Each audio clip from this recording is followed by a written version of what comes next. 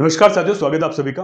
आज हम भारतीय इतिहास के कुछ महत्वपूर्ण प्रश्नों पर चर्चा करेंगे, जो कि परीक्षा की दृष्टि से काफी महत्वपूर्ण है। तो चलिए स्टार्ट करते हैं। यदि हम पहले प्रश्न की बात करें, तो हड़प्पा सभ्यता की खोज किस वर्ष हुई थी? इसका आंसर है वर्ष 1921 में, और खोजकर्ता के नाम था दयाराम साहनी। अगर ये पूछ ले कि हड़प्पा स्थल किस नदी के किनारे है, तो वह है रावी नदी के किनारे। ऐसे ही एक प्रसिद्ध स्थल है जिसका नाम है मोहनजोदड़ो।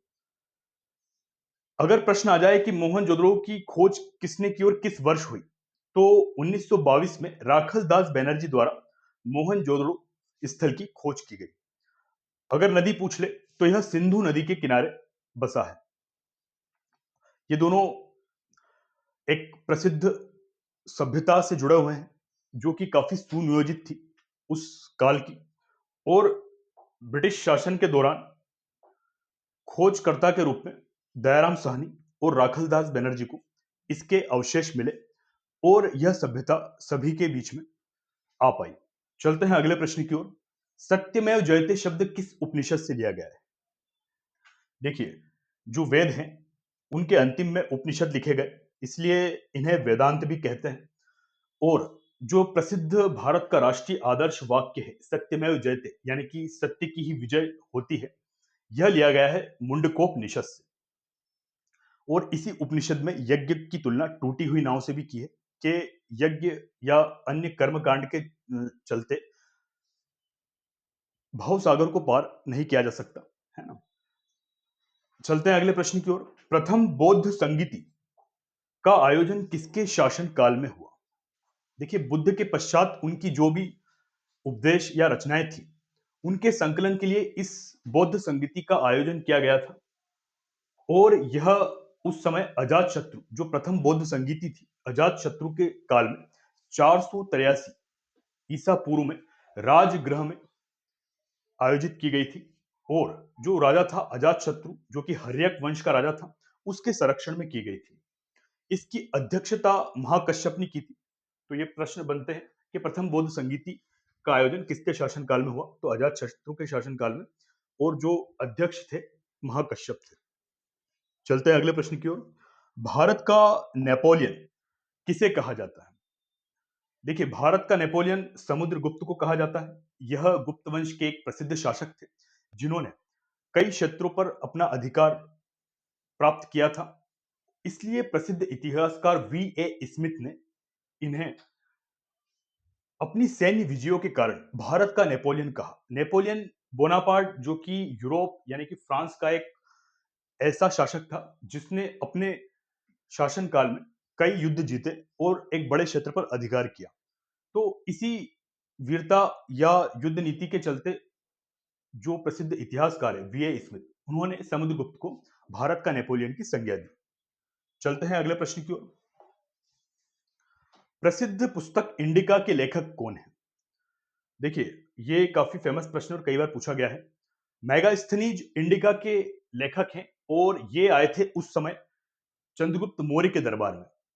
कौन? मेगास्थनीज। और यह एक सेल्यूकस निकेटर नामक राजा के राजदूत के रूप में चंद्रगुप्त मौर्य के दरबार में आए थे। और चूंकि इनके दरबार में रहे और इनका शासन प्रशासन को देखा, तो जो रचना थी इंडिका, उसमें मौर्यकालीन समाज और प्रशासन के बारे में ही वर्णन किया गया है। तो प्रश्न आ जाए, प्रसिद्ध इंडिका पुस्तक मेगास्थनीज, जो कि सेल्यूकस निकेटर के राजदूत थे और चंद्रगुप्त मौर्य के दरबार में आए थे। चंद्रगुप्त मौर्य, जो कि मौर्य वंश के शासक थे। चलते हैं अगले प्रश्न की ओर। दिल्ली सल्तनत की पहली और एकमात्र महिला शासिका कौन थी? काफी फेमस प्रश्न है। रजिया सुल्तान, जो कि इल्तुतमिश की बेटी थी। और इल्तुतमिश, जो कि गुलाम वंश का एक शासक था, और इल्तुतमिश को कोई भी योग्य उत्तराधिकारी अपने पुत्रों में नजर नहीं आया, तो उन्होंने रजिया सुल्तान को शासक बना दिया। तो यह दिल्ली सल्तनत की पहली और एकमात्र महिला शासिका थी, जिन्होंने 1236 से लेकर 1240 तक शासन किया दिल्ली पर, और मध्यकालीन भारत की पहली महिला मुस्लिम शासक थी। बाद में इनकी हत्या कर दी गई, क्योंकि कई वर्ग इनके शासन से या इनकी जो भी नीतियां थी उनसे नाराज थे। चलते हैं अगले प्रश्न की ओर। तराइन का प्रथम युद्ध 1191 में किसके मध्य लड़ा गया? देखिए, तराइन के दो युद्ध हुए हैं, प्रथम और द्वितीय, और दोनों एक के बाद एक हुए, 1191 और 1192। तो दोनों के बीच जो युद्ध हुए हैं, शासक एक ही थे, मोहम्मद गोरी और पृथ्वीराज चौहान। प्रथम युद्ध में पृथ्वीराज चौहान की विजय हुई थी और द्वितीय युद्ध में मोहम्मद गोरी की। तो आपको ध्यान रखना है, तराइन का प्रथम युद्ध मोहम्मद गोरी और पृथ्वीराज चौहान के मध्य लड़ा गया, जिसमें प्रथम युद्ध में पृथ्वीराज चौहान विजय हुए थे, और तराइन का द्वितीय युद्ध 1192 में पुनः मोहम्मद गोरी और पृथ्वीराज चौहान के बीच ही लड़ा गया था, जिसमें मोहम्मद गोरी विजय हुआ था। और उसके बाद यह अपने एक सेनापति के रूप में कुतुबुद्दीन ऐबक को भारत की सत्ता सौंप के चला गया, और बाद में उसने गुलाम वंश की स्थापना की। चलते हैं अगले प्रश्न की ओर। विजयनगर साम्राज्य की स्थापना किसने की? विजयनगर साम्राज्य की स्थापना दो भाइयों ने की, हरिहर और बुक्का। कारण यह था कि दक्षिण भारत में काफी अराजकता की स्थिति बन रही थी, इसलिए इन्होंने एक नए शासक के रूप में विजयनगर साम्राज्य की स्थापना की। और इस साम्राज्य में जो सबसे प्रतापी शासक हुआ वह था कृष्णदेव राय। वर्ष पूछ ले तो 1336 में दो भाइयों हरिहर बुक्का ने तुंगभद्रा नदी के किनारे विजयनगर साम्राज्य की स्थापना की, और इसकी राजधानी उस समय हम्पी थी। बाद में तालीकोटा के युद्ध के बाद इस साम्राज्य का विनाश हो गया। चलते हैं अगले प्रश्न की ओर। पानीपत का प्रथम युद्ध किस वर्ष हुआ था? देखिए, काफी प्रसिद्ध प्रश्न है। पानीपत का प्रथम युद्ध 1526 में हुआ था, और बाबर और इब्राहिम लोदी के बीच में हुआ था, जिसमें बाबर विजय हुआ और भारत पर मुगल वंश की सत्ता की स्थापना हुई। ये जो क्रम दे रखा है 1526-56, इसका आंसर तो 1526 है, लेकिन पानीपत के तीन युद्ध हुए हैं। तो प्रथम युद्ध 1526 में हुआ था, द्वितीय 1556 में हुआ था, और तृतीय 1761 में हुआ था। अगर हम द्वितीय युद्ध की बात करें तो शासक थे अकबर और हेमू। वहीं यदि हम तृतीय पानीपत के युद्ध की बात करें तो मराठे थे, जिसमें मराठों की ओर से सदाशिवराव भाऊ थे, और इधर थे अहमद शाह आब्दाली, जो कि भारत के बाहर से युद्ध के लिए आए थे। तो पहले युद्ध में बाबर विजय हुआ, दूसरे में अकबर विजय हुआ, और तीसरे में अहमद शाह आब्दाली विजय हुआ। इन तीनों का क्रम और युद्ध में कौन कौन शासक शामिल थे आपको पता होना चाहिए। चलते हैं अगले प्रश्न की ओर। दीन ए इलाही नामक नया धर्म किसने शुरू किया? तो इस धर्म को शुरू करने वाले थे अकबर। अकबर को लगभग सभी धर्मों में रुचि थी, और उन्होंने विभिन्न धर्मों की अच्छी बातों को लेके एक नए धर्म की स्थापना की थी, दीन ए इलाही नामक धर्म की। किंतु इसके अनुयायी काफी कम थे, और कई जगह सिर्फ बीरबल का नाम मिलता है कि इनके धर्म को स्वीकार करने वाला एकमात्र व्यक्ति था बीरबल, जो कि अकबर के नवरत्नों में से एक था, और इनका मूल नाम महेश दास था। ये प्रश्न भी कई बार आता है, महेश दास। और ये काफी चतुर थे, इसलिए अकबर ने इन्हें अपने नवरत्नों में शामिल किया था। देखिए, आप सभी धर्मों को मिलाकर 1582 में इस धर्म की स्थापना की थी। इसे दीन ए इलाही या फिर तौहीद ए इलाही भी कहा जाता है। चलते हैं अगले प्रश्न की ओर। सिखों के अंतिम एवं 10वें गुरु कौन थे? सिखों के टोटल 10 गुरु थे, जिसमें जो अंतिम गुरु थे वे थे गुरु गोविंद सिंह।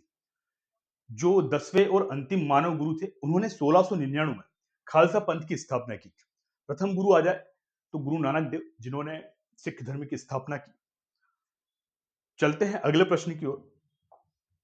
बक्सर का युद्ध किस वर्ष लड़ा गया?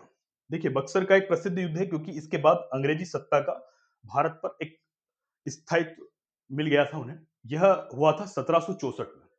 बक्सर का युद्ध 1764 में लड़ा गया, और इस युद्ध में East India Company, Mir Qasim, Shujauddaula तथा शाह आलम द्वितीय, एक बंगाल का नवाब है, एक अवध का नवाब है, और एक मुगल बादशाह है। इन तीनों की संयुक्त सेना ने अंग्रेजों से युद्ध किया, और अंग्रेजी सेना जीत गई, और एक प्रसिद्ध संधि हुई 1765 में, इलाहाबाद की संधि। और इस संधि के बाद, इलाहाबाद की संधि के बाद 1765 में ईस्ट इंडिया कंपनी को मुगल बादशाह शाह आलम द्वितीय से बंगाल, बिहार और उड़ीसा की दीवानी यानी कि राजस्व वसूलने के अधिकार प्राप्त हो गए। ये काफी निर्णायक युद्ध माना जाता है बक्सर का, क्योंकि इसके बाद उनकी जो सत्ता है वो लगभग स्थायित्व रूप से आने लगी थी, किनकी? अंग्रेजों की। चलते हैं अगले प्रश्न की ओर। सती प्रथा का उन्मूलन किस गवर्नर जनरल के काल में हुआ? यह काफी प्रसिद्ध प्रश्न है और कई बार पूछा गया है। लॉर्ड विलियम बेंटिक के समय सती प्रथा उन्मूलन किया गया और वर्ष भी पूछा जाता है 1829। आपको ये ध्यान रखना है, राजा राम मोहन राय और लॉर्ड विलियम बेंटिक, इन दोनों के प्रयासों से सन 1829 में इस प्रथा का उन्मूलन किया गया और यह काफी भयावह प्रथा थी। यानी कि किसी स्त्री का पति यदि मर जाता है तो उस स्त्री को जिंदा ही उसकी चिता पर जलना होता था। और जो प्रथा थी, इसको देखकर अंग्रेज लोग काफी दंग रह गए कि ये किस प्रकार की प्रथा है। इसलिए राजा राम मोहन राय और लॉर्ड विलियम बेंटिक के संयुक्त प्रयासों से 1829 में इस प्रथा का उन्मूलन कर दिया गया। चलते हैं अगले प्रश्न की ओर। 1857 के विद्रोह के समय भारत का गवर्नर जनरल कौन था? देखिए, 1857 का विद्रोह प्रथम स्वतंत्रता संग्राम भी इसे कहा जाता है। जो तात्कालिक कारण था वह था चर्बी वाले कारतूस, जिसमें गाय और सुअर की चर्बी मिले होने की खबर थी। जब यह विद्रोह भड़का, उसके पश्चात जो ब्रिटिश सरकार थी, उन्होंने कंपनी का शासन समाप्त कर दिया और डायरेक्ट सत्ता अपने हाथ में ले ली।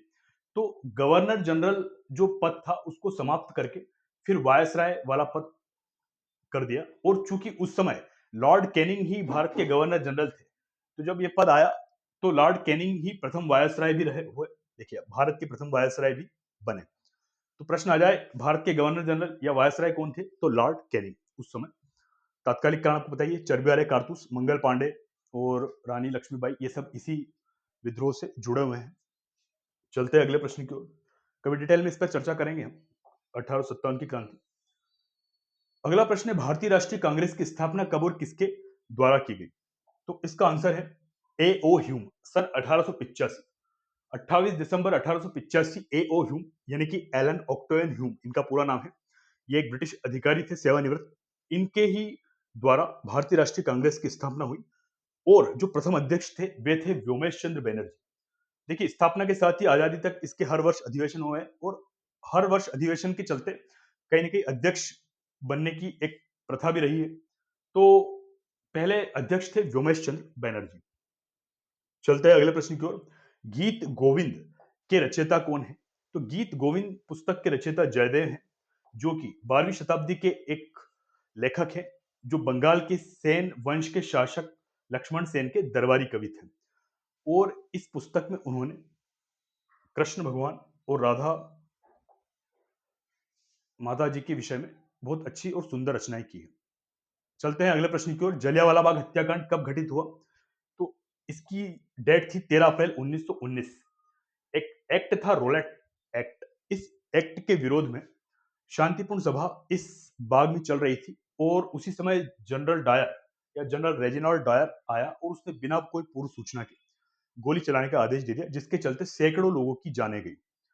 बाद में जो ब्रिटिश सरकार थी, उन्होंने एक हंटर आयोग बना के इसकी जांच की और इसके चलते, इस हत्याकांड के चलते रविन्द्रनाथ टैगोर ने नाइटहुड की उपाधि त्याग दी थी। चलते हैं अगले प्रश्न की ओर। करो या मरो, डू और डाई का नारा गांधी जी ने किस आंदोलन के दौरान दिया? तो यह नारा असहयोग भारत छोड़ो आंदोलन 1942।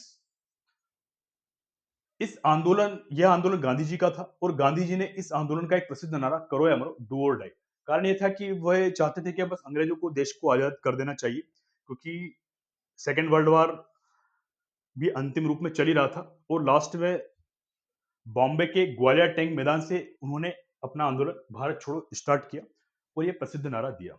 गांधी जी के 3 आंदोलन आपको पता होंगे, असहयोग आंदोलन, सविनय अवज्ञा आंदोलन और अंतिम आंदोलन था भारत छोड़ो 1942, करो या मरो, उनका प्रसिद्ध नारा। अगला प्रश्न है, फॉरवर्ड ब्लॉक। फॉरवर्ड ब्लॉक की स्थापना सुभाष चंद्र बोस ने की थी और यह की थी 1939 में। क्योंकि कांग्रेस का जो त्रिपुरी अधिवेशन था, इस त्रिपुरी अधिवेशन में वे अध्यक्ष चुने गए थे, लेकिन गांधी जी पट्टाभी सीतारमैया को अध्यक्ष के रूप में देखना चाहते थे। तो चूंकि सुभाष चंद्र बोस जीत गए थे, तो इस जो भी मतभेद के चलते उन्होंने अपने इस पद से इस्तीफा दे दिया और एक नया फॉरवर्ड ब्लॉक नाम से एक राजनीतिक दल का गठन किया। ये प्रश्न भी आ सकता है, गांधी जी पट्टाभी सीतारमैया को अध्यक्ष के रूप में देखना चाहते थे और उनका एक वाक्य भी था कि पट्टाभी की हार मेरी हार है। पट्टाभी सीतारमैया जो कि मध्य प्रदेश के बाद में पहले राज्यपाल भी बने। चलते हैं अगले प्रश्न की ओर। स्वदेशी आंदोलन का मुख्य कारण क्या था? स्वदेशी आंदोलन का मुख्य कारण था बंगाल का विभाजन। बंगाल एक बहुत बड़ा क्षेत्र था जिसमें हिंदू और मुस्लिम हर वर्ग के लोग शामिल थे। तो सन 1905 में लॉर्ड कर्जन ने इसका विभाजन कर दिया। मेन कारण था फूट डालो और शासन करो, क्योंकि अगर ये एक नहीं रहेंगे तो हम आसानी से लंबे समय तक शासन कर पाएंगे। तो इसके विरोध में स्वदेशी आंदोलन हुआ और बहिष्कार आंदोलन की शुरुआत हुई। बहिष्कार आंदोलन मतलब जो विदेशी वस्तु उनका बहिष्कार करना है, वो विदेशी वस्तुओं की होली में जलाई गई। तो आज की कक्षा में इतना ही। मिलते हैं अगली कक्षा में। तब तक के लिए धन्यवाद। Thank you so much.